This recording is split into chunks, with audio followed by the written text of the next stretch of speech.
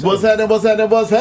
Because you know it's your boy B Hot Radio Shout, and as always, I got my podcast partner off in this thing, the original hot boy himself, Turk. What up, though? Yo, what it do, what it is, y'all already know, man. Getting ready for that reunion November 2nd is going down, you hear me? Oh, yeah. I mean, Turk, we got the #1 morning show host in Atlanta in the building right now as we speak, sir. Yeah. He might be known as an A-Town legend for some of the music that he laid down. Yeah. But right now, he's on his personality media run in this thing. Yeah. Young Jock, what up, though? It's going down. Well, you know what's up? Talk to me, man. It's same thing. Inflation. Come on, man. The punk ass election that's coming up. My God. Okay. Speaking of And that, other things, but we'll get into it. We'll get into it as we. Speaking of that, I'm just gonna cut straight into it because I remember we all behind you too. But yeah, we was all at the Kennedy luncheon, man. And to be honest, bro, I'm a little disappointed. I know that ain't the way you said, but I'ma say it like that. You know what I'm saying? That Kennedy kind of like dropped out because I was convinced that after making a song about him, you know what I'm saying? Like, what you think about that, Jock? That's cap. That's all politics. See, the whole key with Kennedy, with RFK, was to come in and rationalize with us and our culture and pull the black vote his way, right? Mm-hmm. For the people who didn't really want to vote for Trump or re-vote for Biden. Yeah. So once they round up enough people to get the vote, because it's like, oh, here's Kennedy and how close he was to Dr. King, or his family was to Dr. King. That one bought it. And his uncle and father was assassinated. It made you be like, damn, these people died for us and they still willing to die with us type, type shit. Yeah. Only to get it to a point to where once he done pulled these people over here, then he realized he can't go no further because ain't nobody gonna sit there and listen to that man. He can't even fucking talk.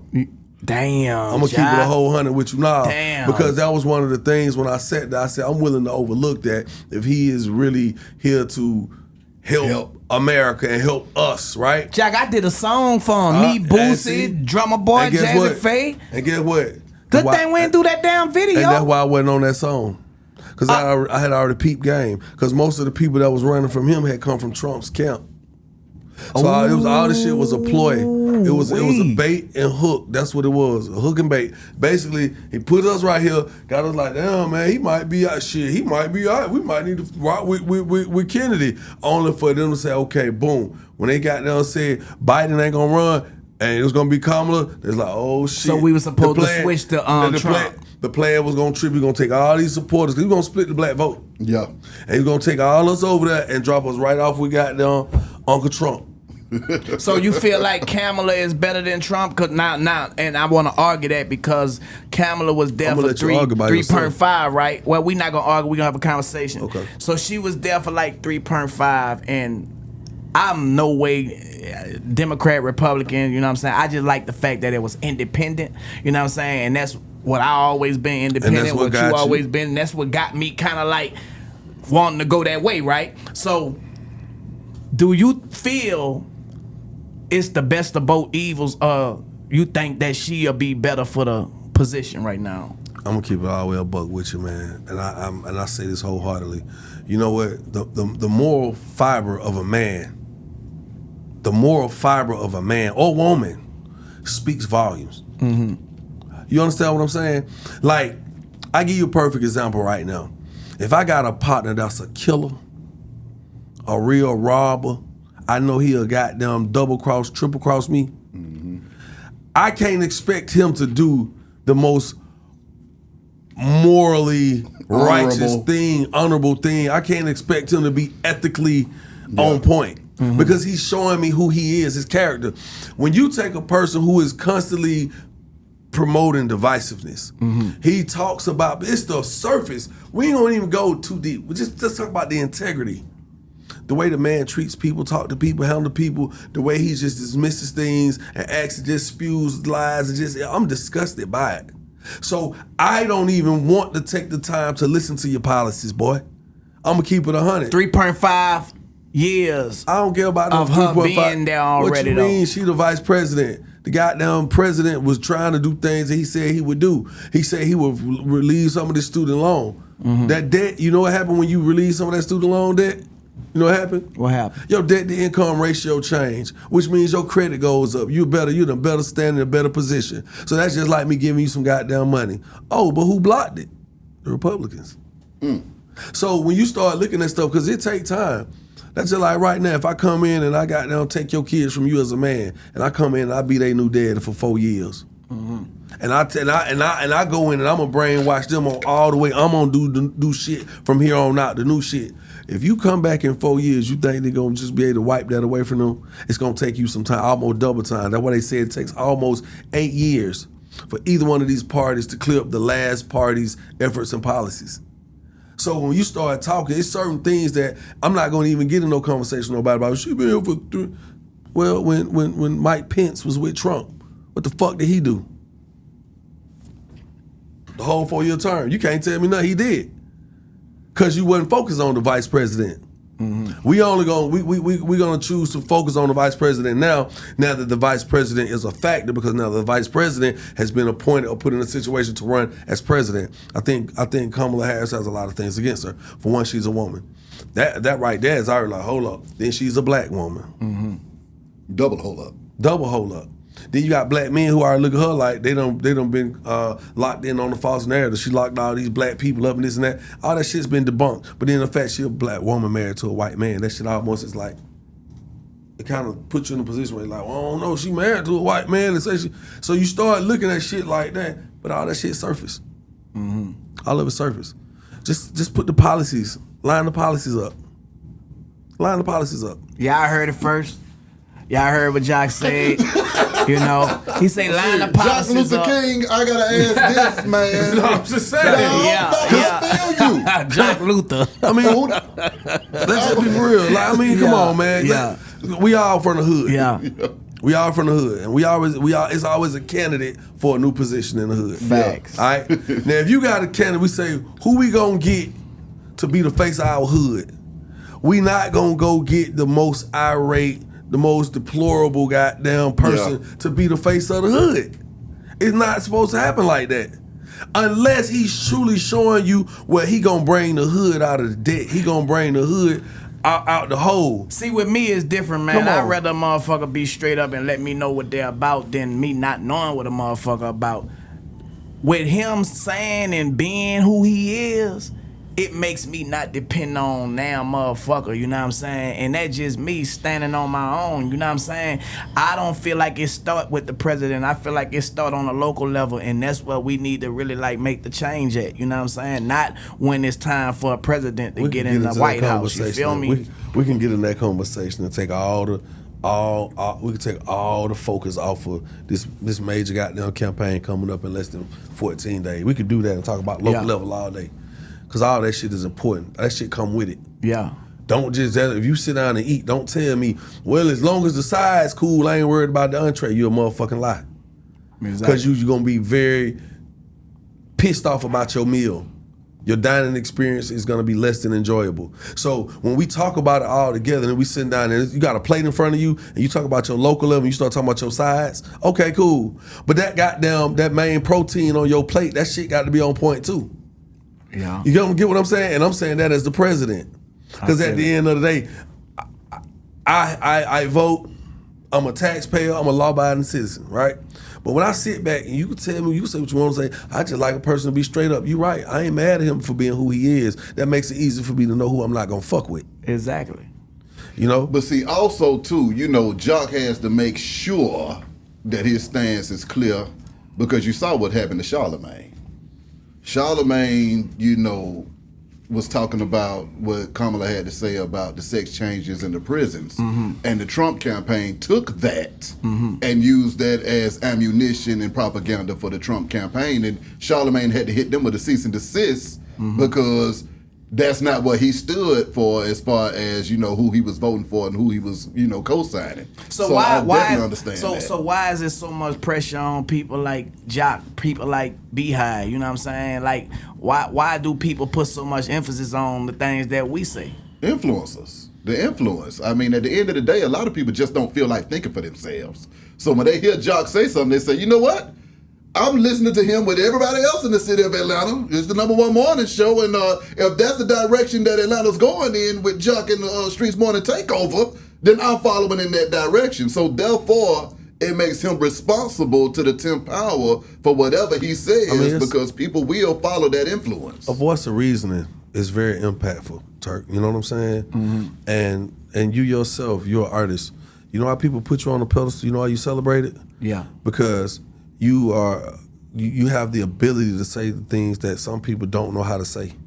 And the platform. Now if you say it for me, yeah, I can go and repeat it for you. But I may not have had the sauce. I may not have had the courage. I may not have had the backing behind me. I may not have had the know-how, the wherewithal to get these words out, these thoughts out, these feelings out, these emotions out. Yeah. That's why you had niggas like Tupac who would stand up and people would let a nigga like Pac talk for us, because you know where he stood. If he stood for what you stood for, you felt like his integrity was on point enough, and that nigga had enough nuts and courage to say what the fuck needed to be said in front of the people, for the people. Fact. That's what happens. We take it upon ourselves to sit in front of a microphone, in front of a camera, at a podium or on a medium, and deliver what we may take in, whether it's facts, whether it's opinions, whether it's suggestions, whether it's diagnosis. You see what I'm saying? Yeah. We take that on, and you become responsible when you do that. So I just feel like, man, when I sit back and I close my eyes, I'm gonna listen to what he got to say. And if I keep doing this with my eyes closed, I don't even gotta look at it. I feel it in my soul. Mm-hmm. Hey man, once upon a time, you had me fucked up. Once upon a time, I listened to people and I thought that Trump was that guy, by way of propaganda and popularity and positioning. Mm-hmm. Your real PPP, my nigga. You know what I'm saying? That's what I was caught up in. That's why I said boys in the hood call me Black Donald Trump. Nigga, I said that shit with my chest. I used to say that shit loud as fuck when I said, and I cut the music in the crowd. I said, Black Donald Trump. Yeah. Now when I perform that song, I shut the fuck up when I get to that part. Ooh. Because I'm man enough to know that at that point I was under a different influence. Okay. You know, and you know, politics is so close to religion that you could be my brother and you feel this way about him and I feel that way. Now I walk away like, man, I don't really fuck with Turk after that conversation. And so that's why I'm very careful about how I talk about it, because no matter who you decide to vote for, that's your prerogative. No matter who or what party you decide to endorse, that's your prerogative. And I think that's only fair to allow you as a man to be a man and vice versa. Yeah. So I would say this humbly. No matter who you vote for, just make sure you're making the right choice for you and your family. Damn right. I gotta ask you this though, John. What up? All right, man. Go off from rapping in the studio to rapping every morning, sir. Having to have something to say every morning. What was that transition like for you from being an artist to being a personality, man? The transition from being an artist and taking on the platform of radio. Come on now. Because I won't say going from an artist to a personality, because I've been a personality as an artist. I'm just having a platform now to allow me to extend my personality. Exactly. By way of just. Let's go now. Right? Let's go now. Nah, because you know. Nah, I feel it. The interesting thing behind is how I got there, because I was transitioning from being just an artist or an entertainer, right, to being a club owner. Mm. So that put me in a position where I had something to market on a regular basis other than just myself. That's right. And in doing that, I started to realize how much money I could make doing that with my clubs and promoting. So I said to myself, damn, I need something that's stable, that I don't got to go far out of my city to get a bag, because at this point as an artist, man, outside of our residual monies that we collect, outside of residual capital, you gotta goddamn, you depending on goddamn if you got to walk through or a show. Yeah. Thanks. And I started realizing like, damn, I don't want to ever have to live show to show. Yeah. Thanks. Right? Yeah. Until I get another check that's coming.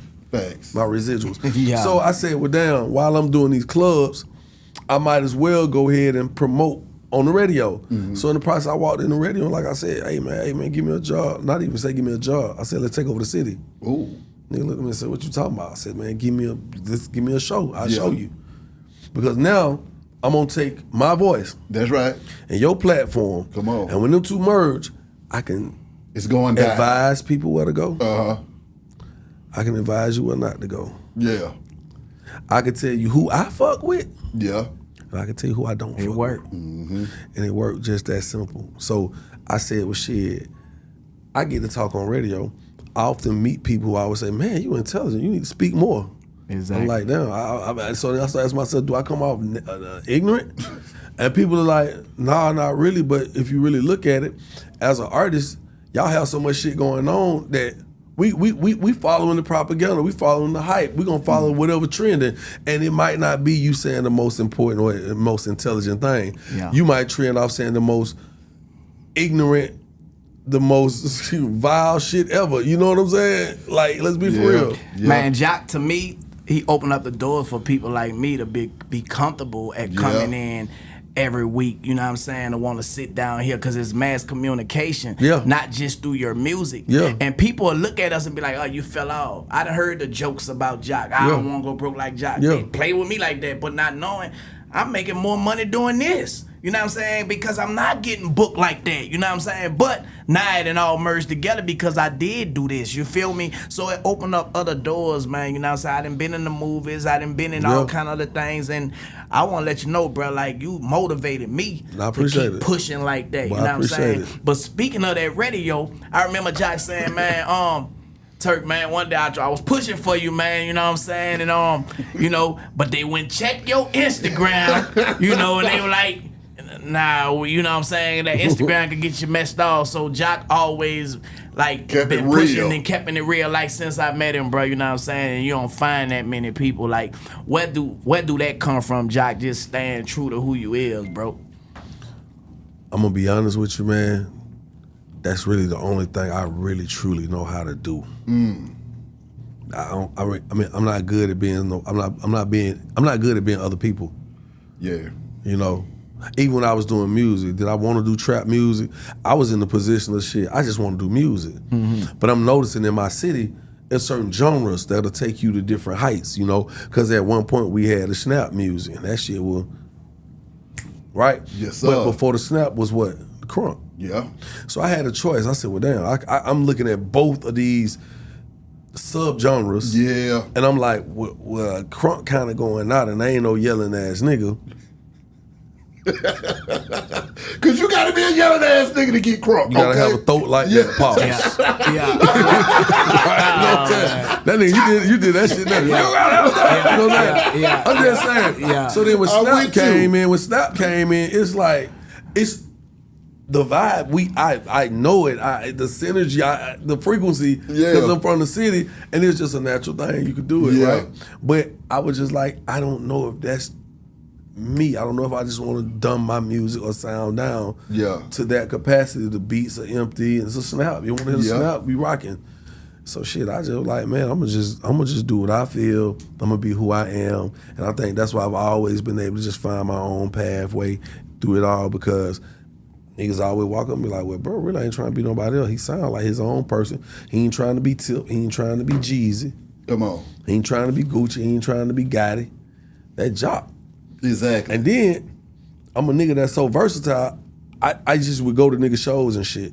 Yeah. And I would notice whatever nigga content is, that's what coming out of his shows. Yeah. If a nigga talking all gangster shit, boy, it's all gangsters at his show, and these nigga willing to try you. A nigga go against you. A nigga will pay to come see you to try you. Come on. Cause this is the most direct way I can get to you, pussy ass nigga. That's how a nigga be doing. And I seen them like, damn, how the fuck you pay money to come here with somebody to see somebody? You singing, I just play the tape, man. Look at the video. He's rapping.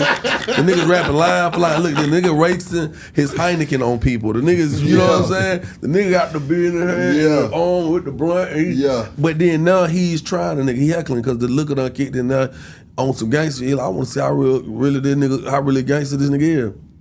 Then I would notice, for me, I always had women at my shows. Yeah. Because I always promoted a good time, and I always promoted, a little sexual undertone in my music, and I just realized that women are more peaceful than men. Yeah. Facts. So that's just kind of one of the things as far as me being me.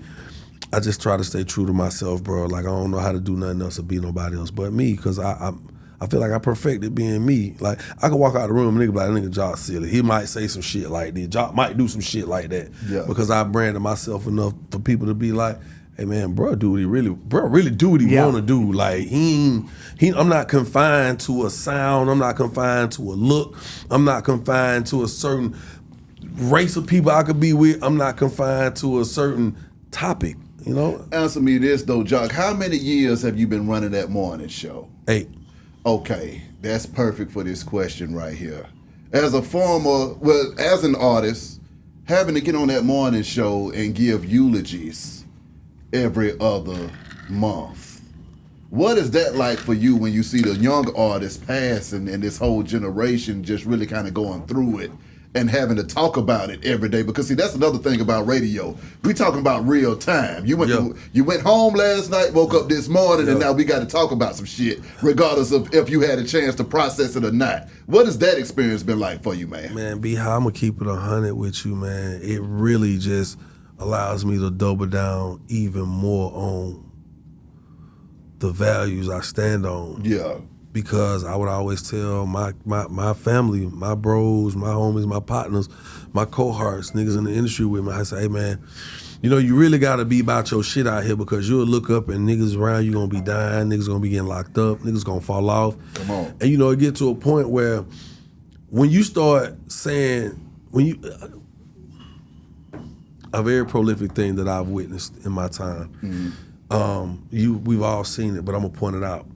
Self-proclamation is a real thing. You know what I'm saying? Rick Ross called himself a boss, he became a boss. Facts. T.I. called himself a king, he self-proclaimed as a king. We treated him like a king.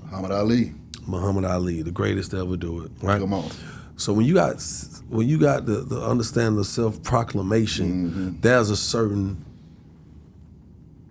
level of confidence with that. It's a certain level of conviction that got to go into that shit. That's right. And so I would sit back and I would watch how people would take off, and how niggas would stall out, and how niggas would crash. And I just started realizing, Turk and B-High, like, I'm gonna keep it 100, man. I just started realizing, like, I'm gonna outwork niggas. I'm gonna out hustle niggas. Outlast them. And I'm gonna outlast and outlive a lot of niggas, because sometimes you can see it's like watching the nigga. You like, hey, well, you might wanna woo-doo. Oh no, it's all good. Next week, tonight on local news, we have to report. It's like, damn, that fast. I just told nigga to crash out. And I don't want to call names, but I've seen a lot. I've been at some funerals, man. I looked in that box, man. And I've been sitting there with nothing that I could say to their family, or nothing I could say to the world. But in my mind, I'm like, damn, bro, I tried to tell you. Shit. Exactly. Nobody wants to hear that. I don't give a fuck how right you is. Oh, Nobody yeah, not wants to at hell no. Not I told you I so. told you it'll make a nigga swing on you. Oh, yeah. Cause nigga feel like, you been doubting me. No, I didn't doubt you. I didn't doubt karma. Come on. I didn't doubt reality. Facts. I didn't doubt you crashing out, because I'm watching what you're doing, and I'm telling you, hey man, let's think about it. The average nigga who a J right now, them niggas didn't know they was gonna become a J. Come on. You just look at me like, damn nigga, you a J to you like Junkie if you don't know. Yeah. Think about it. For a nigga who died the first time he ever died.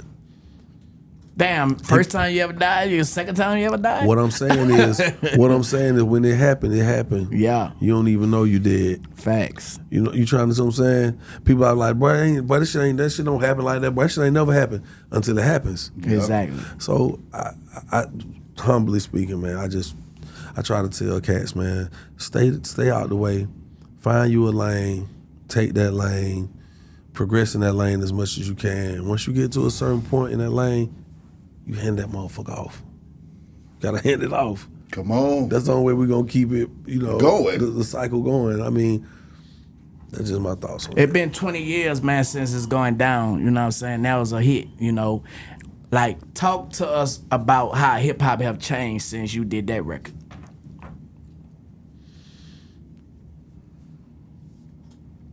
The life of an artist is way shorter now. The life of a song is way shorter. The life of your buzz is way shorter now.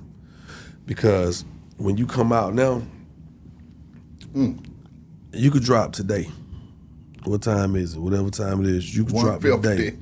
If you drop that motherfucker at the right time on the right platform with the right influence behind it, 24 hours from now, millions of people will have heard you, will have seen you, Facts. will have consumed you in some form by listening or seeing. That wasn't happening when I was coming out as an artist. You know what I'm saying? Like, you literally had to travel from a city to city to city. Oh, you gotta to work. fuck You with had a DJs. movement. You had to have a movement. Oh no, you had to get out here and do shit. Like when I got on, I got on way after y'all. So even worse when you niggas got on, y'all we didn't even have MySpace. Yeah. Shit. Come on. The difference is more people are given a shot, not because I don't want to offend nobody, not because they don't. More people are given a shot, not because they necessarily deserve a shot. Yeah. He's taking a shot. I feel it.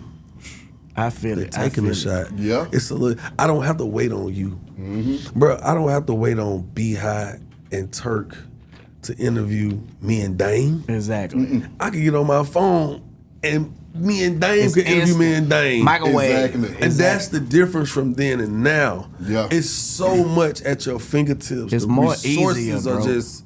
It's no excuse, man. I It's no excuse. We had it hard, you know what I'm saying, and we ain't complaining, but I had to ask him that, you know what I'm saying? But these viral moments, Jock, you know what I'm saying? And you known from going viral, man, with all these hairstyles and Just like you say, antics. just doing whatever Antics. you want to do. Do that just happen or you playing that shit, Jock? Cause I be like, this nigga don't give a damn. He'll cut his hair, he'll grow a mohawk, he'll smash an egg on his head. That nigga don't give a damn. You know what I'm saying? And I did a concert with him and he was going after Drewski. You know what I'm saying? Like he just, it's like Jock know how to create these moments, bro. Like people who be trying to go viral, Jock, and it just like organically happen for you, bro. Like, what's the process of these? Do you have What's the the sauce? remedy, bro? Like, let us know how that happened, Jock. Here's the sauce. You can't do what people expect you to do because it doesn't have the same viral payload. You know what I'm saying? Mm-hmm. If I expect Beehive to pull a pistol on me in the interview, and he pull it out and be like, I knew you was gonna do that. Okay. I might already be got to pull a pistol, fire your ass up from under the table. Because I already expected it. Okay. So it's the impact is Yeah. not the same. The payload is way less. Yeah. If you watch a movie, what makes a movie a good movie? Okay. Suspense. It's yeah. The controversy. That was it. Yeah. The suspense. What you don't know. The element of Surprise. Exactly. Yeah. that happens. Now, if Mike Tyson gets into a street fight with a little bitty nigga, and Mike Tyson knock out the little bitty nigga, I'm like, no, Mike Tyson knocked the little nigga out. That was expected. But if that little nigga knock out It's gonna Mike have a more of an Tyson, impact. that Exactly. bitch gonna have a different payload. Exactly. You get what I'm saying? Okay. So here I am. Jock giving y'all the So- game. Yeah, this is 101. This man is holding contract. Because here I am as Yeah. an artist, as Young Jock, right? Shit. I'm on the morning radio show. I'm on TV. Yeah. I'm still doing shows day to day. A company comes to me and say, "Hey man, we willing to cut you in on a percentage if you do do marketing for us. Yeah. We see you know how to go viral." I said, Yeah.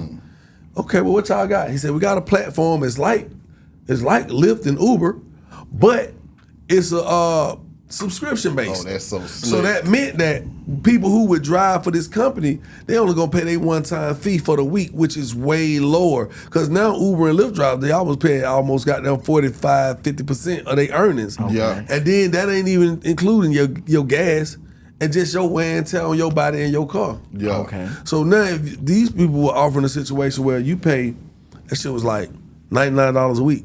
$99 a week. That's it. Yeah. So if I make $1,000 this week, I keep $900 and $1.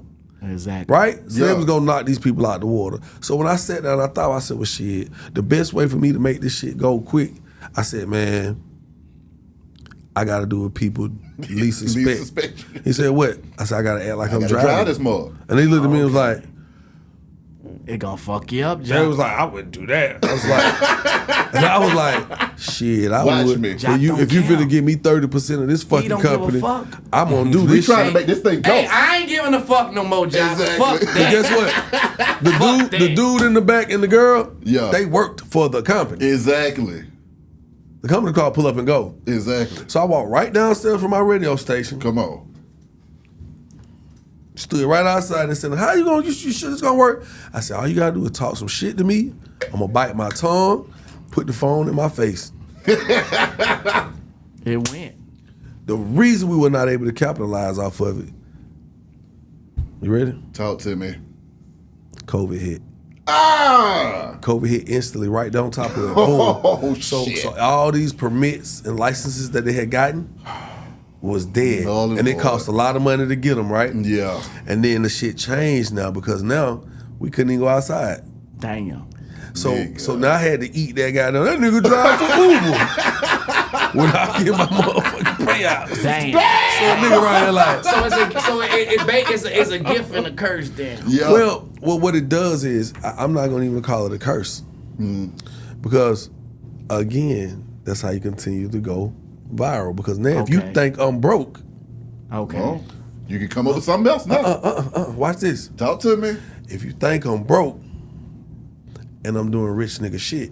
Ooh. Yeah. Ooh. Ain't they gonna make somebody talk about something? Ain't that's like, oh, how that happened? Yeah. Oh. Because now you expect me to do broke shit. Oh, he's good. This guy's good. You need to charge for this session now. I understand. For real. I'm just saying it's important that we stop seeing shit and just going for it just because we see it. Facts. I analyze everything now. That's right. Nigga, who came up with that trucker hat? Who came up with the snapback, nigga? How did the snapback come about? I'm just curious. You know what I'm saying? Idea, shit. No, but I'm saying, who decided they were gonna take a stone that was produced out of carbon from the earth, cut it, file it, polish it, and it's a diamond? Yeah. Come on. I question shit, nigga, because for us to get here, hey man, let me tell you something. Ideas are your fortune, a lot of errors had to take place. Come on. Yeah. And a lot of progress had to take place through the process. But Jock, I got to ask you you know what I'm this. saying? Let me ask you. So I question everything. What's up? Your mind, your mental health, sir. When you eating that, you see what I'm saying? And you look up and you had to take the fall for that COVID happening in that situation. Right. Or you might have a young rapper throwing a shot or something like that. Mentally, how do you deal with this stuff and overcome it? Or do you just ignore it all and be like, you know what, I got brain of steel, I don't care? Hey man, I remember one time I was selling weed in high school. And I went outside and my partner Big Terry, I had the 4 blunt. 4 blunt. I had the 4. You don't know when he's serious. No, I had 4 blunt dimes. Come on. Damn. I had 4 blunt dimes. Number Reggie. But we weren't calling it Reggie. Exactly. It was weird. We wasn't even calling it that at that time. Okay. 93. Yeah. Oh shit. Yeah. We just had good weed. Regular. Yeah. Dro hadn't even hit yet, right? Come on. Yeah. So I go outside, and Terry said, "God damn, what that is?" I said, "It's a dime." He said, "Well, that 4 blunts." I said, "Yeah." He said, "Shit, give me 2 of them." Boom. So he gave me a dub. Now he got 8 blunts. Yeah. He keep one of the dub, put it in his pocket. The dime. He put the dime in his pocket. Then he go over there, make everybody put in on his. But they think it's a dub because it's 4 blunts. Yeah. So everybody smoke. They say, "You want to smoke?" I said, "No, I don't want to smoke." Yeah. I said, "Why you don't want to smoke?" "Because I don't want to smoke." Yeah. Right? So we walk back in the building. So we walk in the building. These people been watching us on camera. So we walk in the goddamn, we walk a step, boom, oh shit. Everybody try to go down the way. Police came out the bottom. They was at the top. Assistant principal at the top and stuff looking at us like, young man. I'm like, damn. So we get upstairs. And this is how I correlate back to you asking that. You know when you ain't got shit to worry about, you just ain't got shit to worry about when you know the truth. That's right. I didn't have no more weed on me because he bought all the weed. I didn't smoke none of the weed. So they can't say I was smoking. Exactly. They can't say I had it. Yeah. So when I seen that goddamn adversity at that moment, it felt like adversity when I saw the motherfucking police. When I thought about locked up, kicked out of school, I didn't have no fear because I knew I ain't had nothing to worry about. Yeah. So when I walked and said, hey, let me smell everybody's fingertips. They let me walk right out there. And the nigga like, but he the nigga who sold it to us. But you ain't got no proof. Exactly. And then you know what else I saw? The nigga who really had something to worry about couldn't move fast enough. Terry got locked up for doing the backhand shit to the squad. Crazy. For that extra that dime he took. Yeah. So you learned a lot in that. So what I'm saying is, you could call me broke all day, but when I know I ain't got shit to worry about because I'm not broke, Exactly. I don't gotta say nothing to you. I'm gonna do just like this. I feel that. Smell my fingers, bitch. I feel that. So balancing your public persona from your private life. Speak about that and how do you do it? You know, I'm me. And how the kids dealing with all of this criticism and stuff too, though? Because I mean, see, you were one thing, but the kids. My kids cool too. Okay. They like they dad. They cool. Okay. There ain't no sucker shit. They ain't got to fight. Ain't no issues. We don't have to fight because we don't do sucker shit. We cool. Yeah. You can't have a cool dad and you not be cool. Jack, you got to be able to balance it all out. Cause man, just, having multiple women, and, throughout the times, and this is nothing towards your relationship now, but like, how was that, man, like being able to balance all these different baby mamas, Jock? Like how? Like, how do you do that? Because the average person have a problem. How did Jock do it? You know why the average person have a problem? Because the average person doing average shit. Mm-hmm.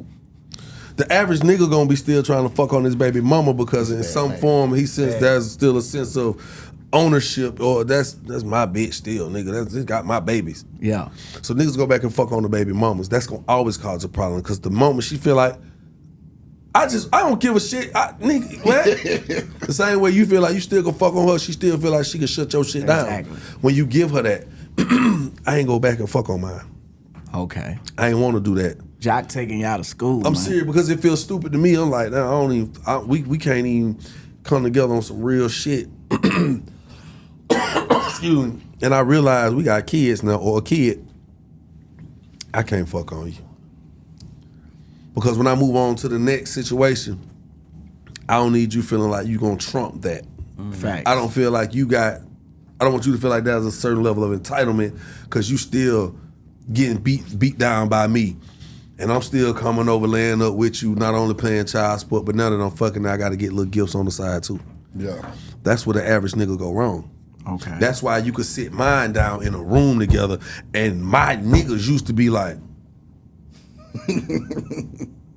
but now we can go sit down and everybody sit back and be like, nah, how this nigga got that under control? Cause bro got a bag. It don't got shit to do with a bag. Cause I know a lot of rich niggas that can't do that.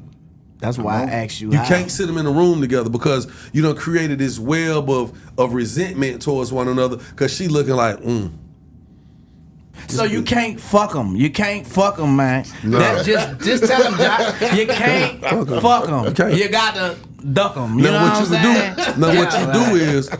What you do is you get past whatever issues y'all got dealing with y'all kids, and you still have to look at her as a number one, as a I'm not gonna say number one, as a prospect in your life. Facts. And the reason I say prospect because she's still attached to you by way of your offspring. Yeah. So you still got to do little shit to make her feel like you appreciate what she do for you, for what she do for you too.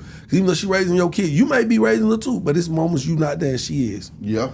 Facts. She got to stand in that fight for you when you can't. You know what I'm saying? So you got to do a little shit. You might send them a little extra little extra 150. What this for? Man, just go get your hands and feet done. Yeah. Okay. Multiple businesses, Jock. Now, hold up. Let me give you the game. Because now they like, oh, you trying to get back in. right? And now the sentiment change. Oh, you trying to get back in. Now it's a little bit of fun. It's like, I see you trying, but you ain't trying to fuck her. And now she feel like you just respect her and appreciate her.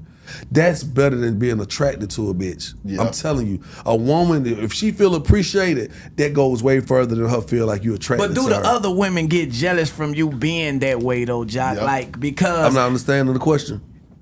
do other women be jealous from you giving that extra 150? Not saying you just giving that extra 150, but you showing that extra, like, I appreciate you or whatever you trying to get out of that. Example. I'm gonna give you a perfect example. My oldest son, Amani, his mama Fatima, right? So of course I paid child support on him the longest because he the oldest, right? Now, I have a grandson now by him, by way of him. Granddaddy. His mama, I'm a grandfather. I don't pay child support on him no more. He's 20. Nigga, you grown. He 25 years old. Yeah. Right? So the other day, I said, I'm gonna do something nice. I said, no. I gotta be strategic. I hear his mama. I said, hey, is your account in good standing? She said, yes, sir, it is. I said, okay, cool. I sent $500 to her account. What's that for? You ain't even got to ask. I went ahead and sent the subtitle with it. Hey, make sure my grandson is good for his birthday. Mm-hmm. See, I don't got to show up with the gifts. That's right. Yeah. I could send someone to the table and let you show up with the gift. Yeah. I don't give a shit what nobody else think because you and I know what it is. Okay. Exactly. And at the end of the day, when I walk away morally, I did something that's better than me showing up with the gift. Like, hey, you know what I'm saying? Big Daddy here. No. Before I got there, the baby was already good. Facts. You see what I'm trying to say? Yeah. I'm gonna send my son. I sent my son some money too. Yeah. But for his grandmama to be like, my son's mother, my grandson's grandmother, for her to feel like, you know what, you just you empowered me. And I think empowerment is real in the situations when you got multiple women that you're tied to by way of children. That shit is important. You gotta establish that shit sometime. And the way you do it, I say, hey, look here, seen them. Y'all straight? Yeah, we straight. Everything we good. The girl, blah, blah, blah. I say, okay, cool, look, boom. Check your account, boom. You and the girls, y'all go get your hair done, go get some clothes. Exactly. Oh, thank you. So now, I'm to get the game. Whatever negative energy they may have ever had about you, you slicing that shit away. Because over time starts telling you the real character of the person that you dealt with and you're dealing with today. Because you going to probably have a nigga that ain't even doing that type of good shit for you. And I'm not trying. And Get what? And I ain't even trying to fuck. That's right. I'm just trying to right some of my wrongs. You can't fuck them. Can't fuck them. You can't. Jock. Don't a whole stick lot of back entrepreneurial spirit, man, that come out of you, man, that I done seen, man. I done seen the rim shop, I done seen the club, you know. I done seen a lot of these things that artists don't normally do. And I done seen you in movies. The one that's funny to me, and I know you working on another one, but the one when you was turning into like an Incredible Hulk or some shit, man, you know what I'm saying? Talk to us about that process, man, and how that came. I had to watch that about 3 times, man, because Jock was like turning into some shit like had me want to go look for the pill, you know what I'm saying? Where you get this shit from? Like, where did that idea come from? So real funny thing, man. My brother, you know, not my blood brother, but my brother, Doug Parson, you know what I'm saying, Doug the plug. Doug was like, hey man, I got one of my partners doing some movies and want to get you for a soundtrack. I'm like, all right, whatever. He's like, how much you charge him? I said, shit, ain't about charging him. If he doing a soundtrack, nigga, I come in there, I help do the whole goddamn sound. Put me down, King, you know what I'm saying? So when I met Smoot, I'm looking at Smoot, I'm like, talking to the nigga, you know, I'm looking for anything lame, anything left, corny. I'm just trying to see who I'm dealing with, just a overall assessment of who I think I'm dealing with. And I'm like, oh no, that nigga solid, okay.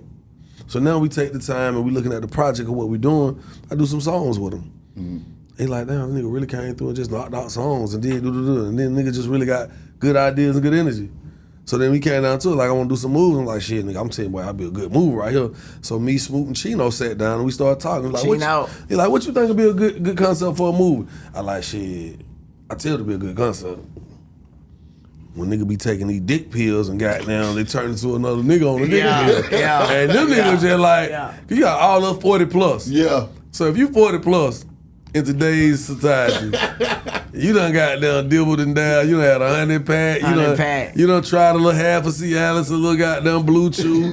You might have popped the Viagra. You might have hit your hard steel, a Rhino, a goddamn. I'm just naming them motherfuckers. He got them all. I don't know nothing about them. I don't know. Come on. Listen. If you gonna tell me you ain't walked in the gas station and that shit right there in your face, then you need to be slapped for not paying attention to what's right there in your face. Nah, I'm old school. I heard of ginseng. I ain't lying. Same concept. Okay. But you telling me you never took a I'm a Hennessy guy. I'm scared of all that shit, I'm man. a drinker. I'm scared of all that shit. So now we know instead of doing the gas station pill, we're gonna do one called the sipper. Okay. It's the same concept. Because you basically saying you using Hennessy to get you right. Okay. You don't took a hard pill, right? Okay, yeah. Different things. You don't took a hard pill, bro. I've been working out, so my blood circulating right. You know, one thing about cardio elliptical, you know what I'm saying? Yeah, it's gonna get the pickle right. Well, now, I don't give a damn. It sounds like a good ass idea for a movie, though. Let me tell you something smart. Yeah. Even rich niggas need help. Rich niggas don't spend their I don't got no problem there, man. No. When I say rich niggas need help, they don't spend their money. They get loans. They use the bank money. They use other people's money. Same concept. Yeah, your dick might get hard, but for this bitch, you want her to feel the thunder. You might hear a little. You might bite down. Baby, do you feel the thunder? We make love, make money, man. You know what I'm saying? I don't know. Let me tell you something. Yeah. When you stand up, and you ain't taking no effort, and that motherfucker ain't like that. Yeah. And she look back like, what the fuck? You feel like a new 19-year-old nigga. And that's what the gas station pill was about. Okay. It was like the nigga took the pill and he turned to a new nigga. I even took the position of being the ugly, unattractive nigga. I don't give a fuck what y'all think. I know I'm finna make my way into Hollywood. That's right. And it's a director or somebody gonna be like, he took on the role knowing that he was gonna be considered the ugly nigga. Yeah. Okay. That's exactly what happened. That's what the fuck happened. I had to take on and be like, hey, look. And then they even added shit to make my skin worse, make me look crazy. Fuck it. Nah, it was a great concept, great movie, man. Steve Urkel, 99% of the time was Steve Urkel. It's only 1% of the time he was Stefan. That's right. Okay. You see what I'm saying? So I be the ugly nigga. I'm gonna get the bag. When them people gave me that bag for that movie, I said, "Smoke, let go." Come on. See, that's what I love about Jock, man. He always don't take a chance, and I honor that in him, bro. You know, a lot of people don't know you still doing music, you know, and you got new music, you know, you got a new movie. Let's talk about that. New movie. So. No, you're right. No, you done got there. I was telling him about to go there. Y'all done beat me there.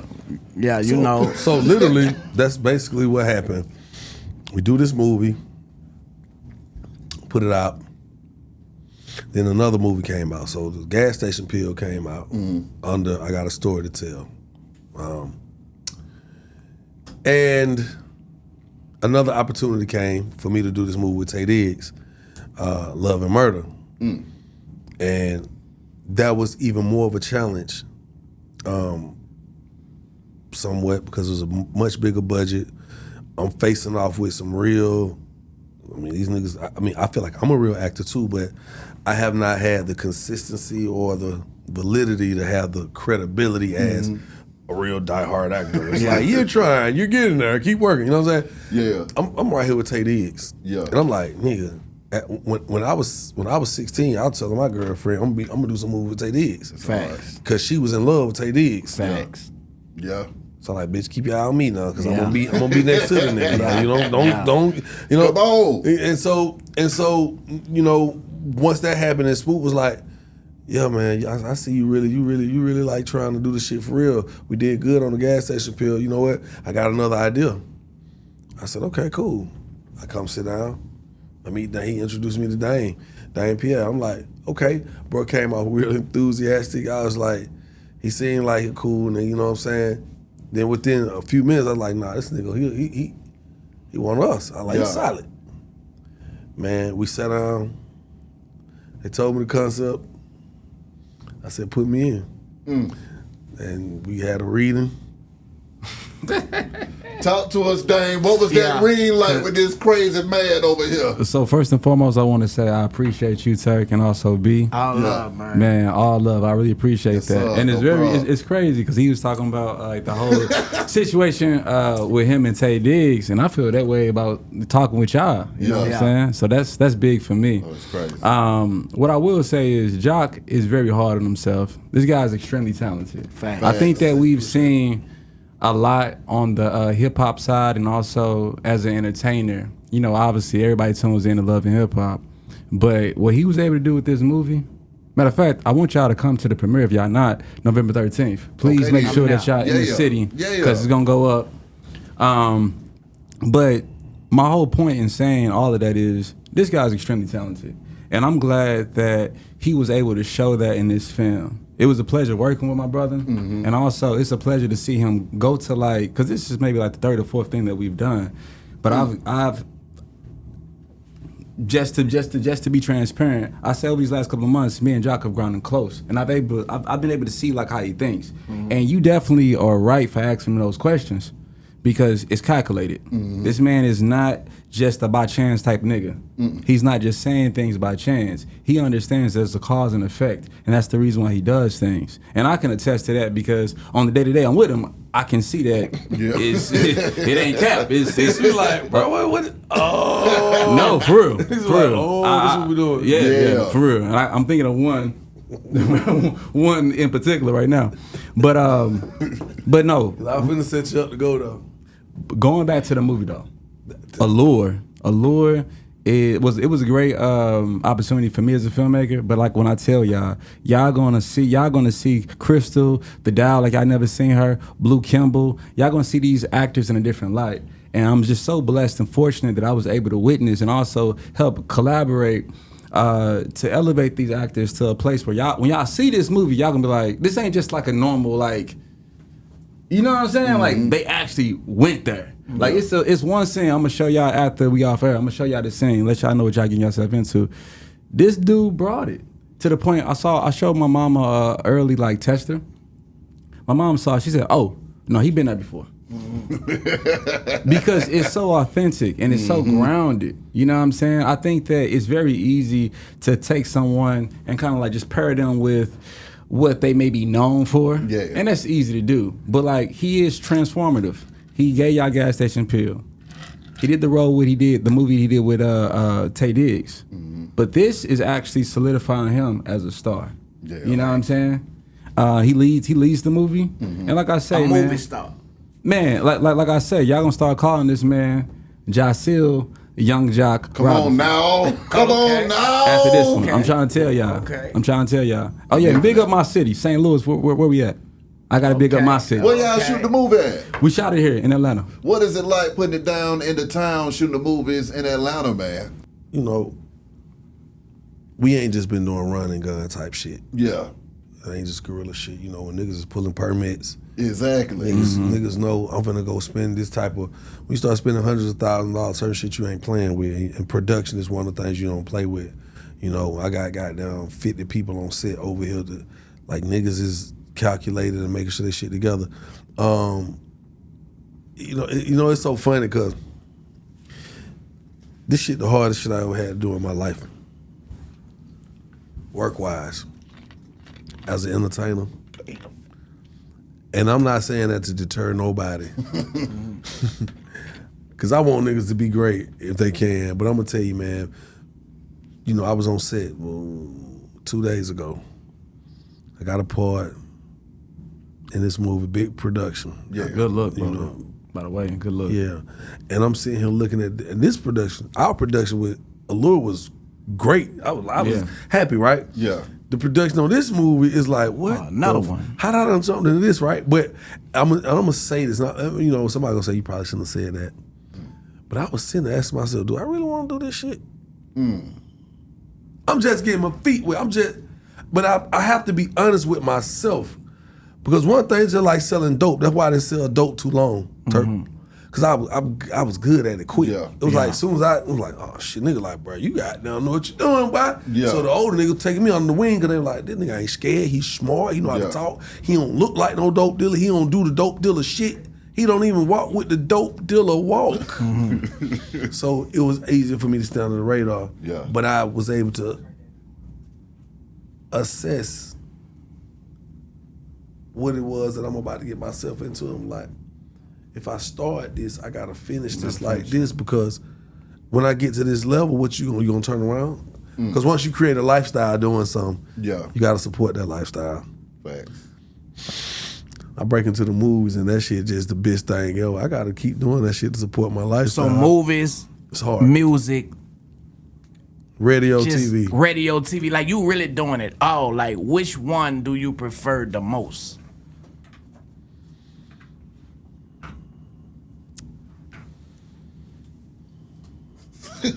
Which one, nigga?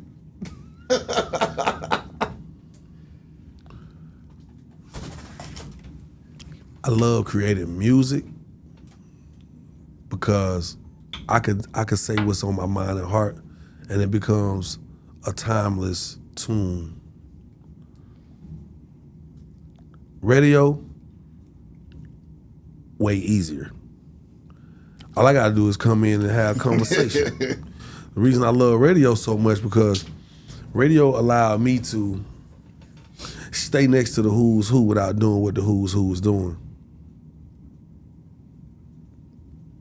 You see what I'm saying? I told her again. Niggas got to come see me. Yeah. You come to Atlanta, and you know what's funny? Niggas will try to go say, yo, we don't got to do the morning show. We'll go and do V. We'll go do high. And respectfully, That's they are the great biggest part stations. about it. They are the bigger stations. They're the bigger platforms, and I love that for them. Cause I grew up, I blew up off of their support as well. You know what I'm saying? But after a while, you keep hitting them certain little and people like, y'all ain't went over there to see bro yet? Nah, we ain't think we had to push me to go over there and see bro. So now people have to, in a sense, rub elbows. I ain't saying it's mandatory, but it comes to a point like, well, why are we not going over there? If they gotta, if this nigga's getting number one, goddamn That's books, what I'm trying to figure out. Why wouldn't you? Because the people looking at it like the reach. See, you're gonna get more people outside of the city of Atlanta. That's true. Right away with the reach, because they got stronger signals. Until they sit back and say, but he's syndicated. Come on. You don't get one spin with me. Yeah, we got to talk about impact. You don't get you don't get one spin with me. You play on your song. If your song play on my station, you gonna get more than one spin. Yeah. You gonna get a spin from every market I'm in. That's right. I'm nationally syndicated and picking up stations as we go. We sit here right now negotiating with 2 new stations in major markets. So I don't know what's the funnest or what's the best. I just know movies is the hardest. Facts. What are your thoughts on this Diddy trial and what's going on with this stuff now, Jock? Hey man, shit, don't put the shoe on it. Shit, the shoe don't shoot. Yeah. Don't shoot already. I say that to say, like, it is not easy to watch the demise of this mogul. Yeah. Someone that You I think can't. it's a demise? It's his demise. He got down. He in jail right now. He can't got down. I done been in jail before too, Jock, and that don't mean was your demise. it don't. What sent you to jail? It wasn't a demise. What it was a sent you to jail? revise. No, what You sent you feel to me? jail? Ooh. What sent me to jail was a motherfucker told the police that I had 2 kilos of heroin in an AK-47. And that was your demise. And they need to hurry up because I'm about to go catch a flight. So it was a lie. It don't matter. You know what I'm saying? So to overcome that lie, now I had a drug addiction, I had a problem, and I was disobedient. So I had a problem with God. So sometimes it don't be with the propaganda be. You done been around Puffy. You know what I'm saying? So when you say that the demise, what make you so strongly to feel that way? It's a demise. He's not going forward. There's no forward progression for him right now. There's no forward progression for him right now. It's like everything he's worked hard for is being taken away. He's being stripped from. Even if he get it back, this is still a demise. It don't mean he dies. It's just his demise. At the moment, the Puff we knew a year ago is not the Puff we are seeing today. Yeah. Ain't no coming back. I'm not God. I don't have the power to say that. And I can have an opinion to say he may never get back to the pinnacle he once was before. But who am I? This may be the moment where we really start to realize, like, yo, because I'm pretty sure some shit gonna come out that's gonna make people like, damn, we believe some of this shit. Because here's my thing. Yeah, I was around. I never saw any of that behavior. Okay. Right? So for somebody who was around and who may have saw that behavior, they can't just be like, oh, that nigga covering up for Puff. He on some fuck shit. Nah, they're not gonna go against me. I'm not gonna go against them. Cause we may not have been around at the same time. Mm-hmm. You know, it was eras for stuff. You know, it's just like the music. It's an era for snap, era for crunk. It's an era for drill. But a lot of this stuff that's coming up, Jock, is 20 years ago, you know, and it's going down have been 20 years ago. Not even just 20. Some of this stuff is, nah. Some of this stuff is like, because you got stuff like Shine coming forward saying he was set up from the woman. But why now, though, Jock? That's what we're saying. Why now? Because of the demise. The demise takes some of that power away. And when you take power away from someone, that takes away the fear. Kick them when they down. It ain't about kicking them down. You may have feared to rebel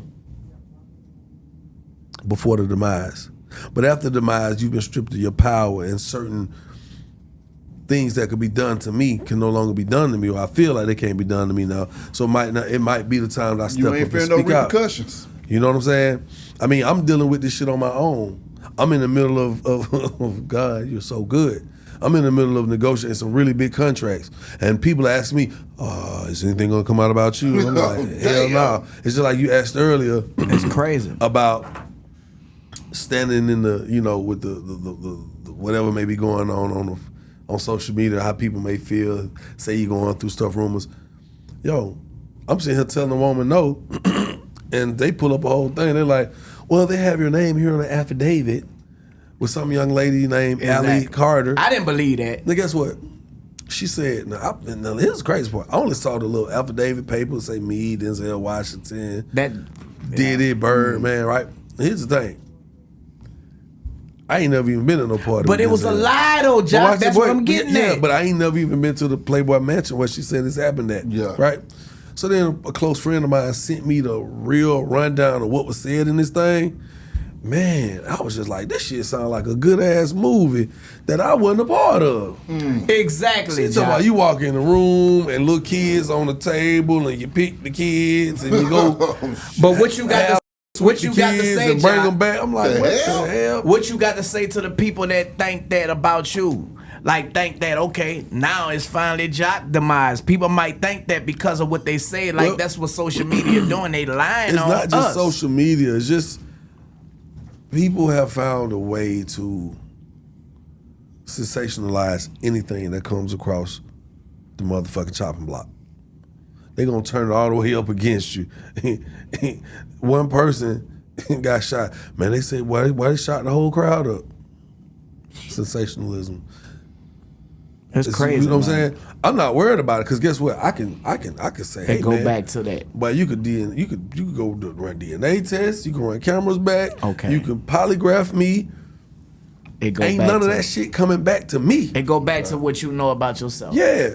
But that's just that fast as we speak of a demise because like I said, I got big deals on the table. This woman pushing this stuff out and people coming on my wife might post something like, yeah, but your husband was messing with little kids. Sexual assault. Baby, I ain't never touched no child. Jeez. Make love, make money. But people will go with whatever they can if it's there. It's like, what says Jock was a part of this? No, I wasn't. They lying on people, bro. So I don't know. I don't really know what's going on with the whole Diddy shit. But guess what? As they start to present the evidence to the public, when it's time for his trial, you know, we don't know how this shit gonna go. He don't even know who half his accusers are. I think it's a bunch of bullshit. I think it's some truth to some of the things, you know what I'm saying? And I'm just gonna sit back and wait and not just call it for what it is, because, you know, it is what it is, man.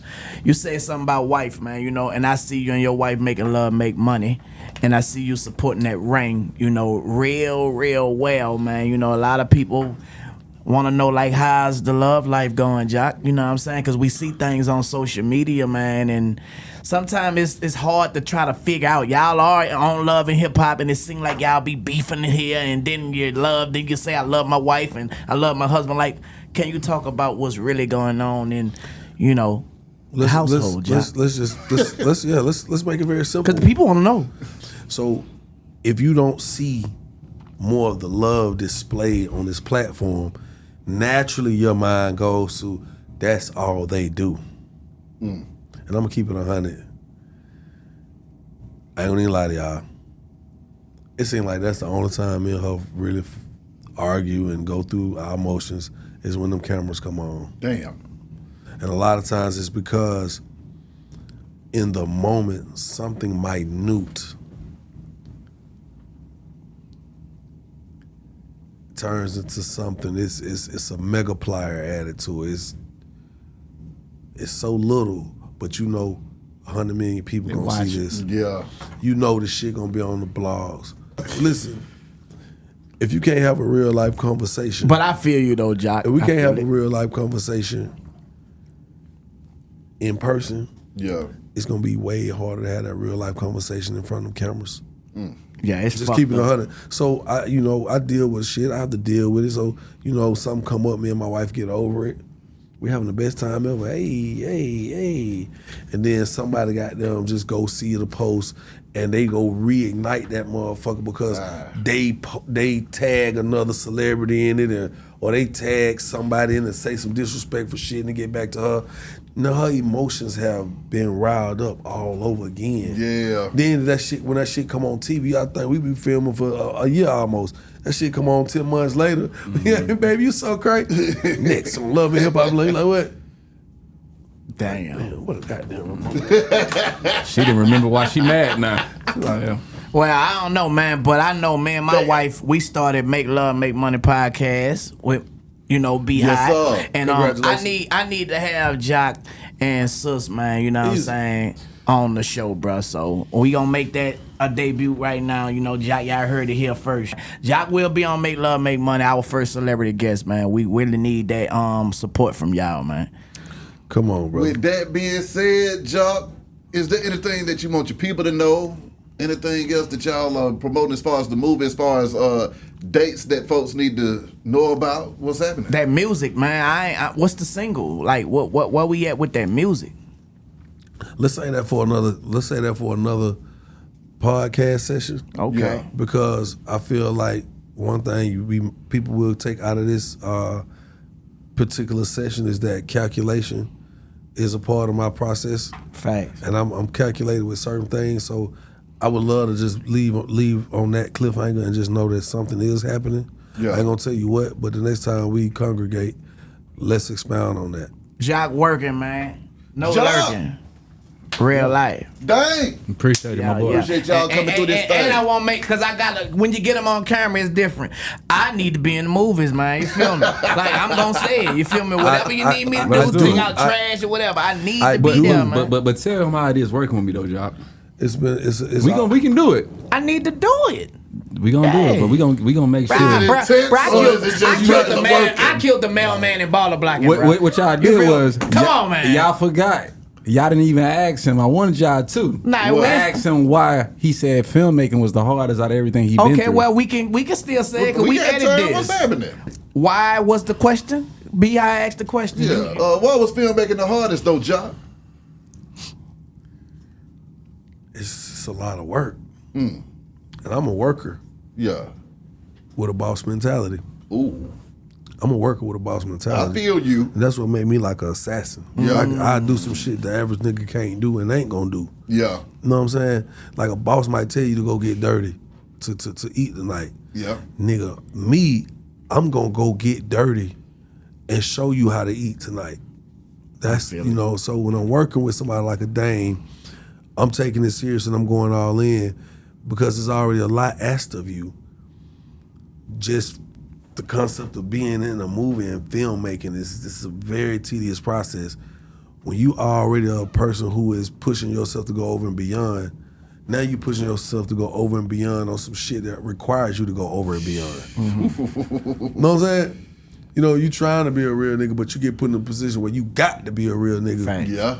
That shit really turning into, okay, Come on. ain't no plan because the camera see everything. So I do feel like working with Dame helped bring out some other elements that I had never shared before on film. And I would love to see you in the next feature film with me, bro. Real talk. Because you my brother for real, you know what I'm saying? A lot of people don't even know that shit, how me and you rock, you know what I'm saying? But sometimes it's good to just not even let people everything be all in your calculated like you said. You know what I'm saying? They'll be hating on that shit, man. We gonna keep it like me and it is, bro you feel really me? hang out personal time type shit. Facts. Like we ain't pulling out the phone and like, hey, document this moment, bro. Plug, tag. Yeah, we ain't do none of that. We do a lot of shit together. Shout out to Cherie too, man. Yeah. I gotta put out sus, man. Big St. Louis. Yeah. Shout out to the team. So anybody that needs to know about this, man, the movie premiere for the new feature film starring myself, Jaceel, Young Jock Robinson, will be November 13th. at can't say that. We can't say that? Okay. Can they RSVP anywhere, or is there any links that they need to get to?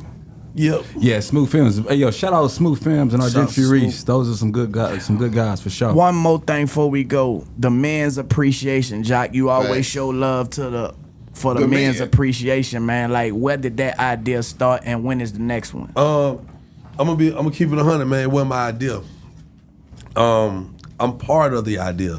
Okay. It was really cultivated by Cherie, who you keep saying Cherie. Okay. Big St. Louis. Yeah.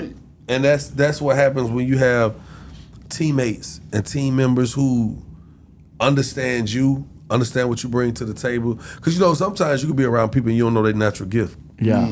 You've been around somebody, be like, "Man, bro, got a secret sauce, man, bro." Yeah. And you be around them, you still don't know what it is, and then you step behind them, it's somebody over there in the cut, and you like, I ain't never Richard calculate Pryor them Wiz, yeah. You kind of get what I'm saying? So I think when you put a team together, when you construct your team, you need variables in your equation that push you to do bigger, better, and to go to greater heights. And that's what's happened with this, because Cherie knows, like, I'm always showing love to people. I always want to give back some kind of way. And she know I have a certain lifestyle that I like to indulge in. Like, when I'm kicking it, like, I don't want to do nothing regular. Like, you come to my house, like, for Thanksgiving last year, shit, we had Hammer and Nails come to the house. So people at the house on Thanksgiving getting their hands and feet done. Yeah. We had the 2 mobile massage techs, you know what I'm saying? Yeah. Well, she brought a company out, Mimi, right? Me. Yeah. We had the chefs, we had Sipping Paint, we had the magician, and at the end of the night, when everybody thought it was time to get dessert, I had the same people who were serving food. They came down, they had money on the platters. And people like, oh shit, and it was like dessert. They're like, what that? They're like, damn, that shit look like real money. Give me some of that money cake. And then when the cakes came out the back, they was like, oh, this for that? Oh, some adult entertainment. So it's a certain lifestyle I like to live. Okay. There was no freak offs, might I add. Yeah, say that. Okay. And that ain't no shot at Diddy. I'm Well, no, just clear the air. It's part of the culture right now, and you just gotta.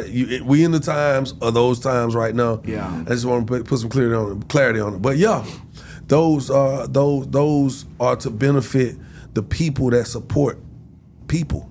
And that's why we do it. And so our next one actually is coming up next month. It's a golf tournament with my golf coach who helped us set it up. We're doing it by way of Top Golf. Okay. Giving away $3,000. Myself, Drummer Boy, and some other producers going to be playing against whoever the hell want it. Okay. Yeah. Come get your goddamn Well, baby. golf work the muscles, man, and Whoa. that shit hurt. Oh, yeah. It hurt, bro. Like, Whoa. for real. But yeah, man, I appreciate you. We appreciate you, man. You know what I'm saying? As always, For man, real. keep up the good work. Continue leading the city in the right direction, too, Relax, Jock. Appreciate relax, that shit, relax. sir. Dame, boy, shit, you in appreciate it, hell, appreciate brethren. it. Hey, Be we on gonna radio, shout it, Young Jock, Dame, Turk.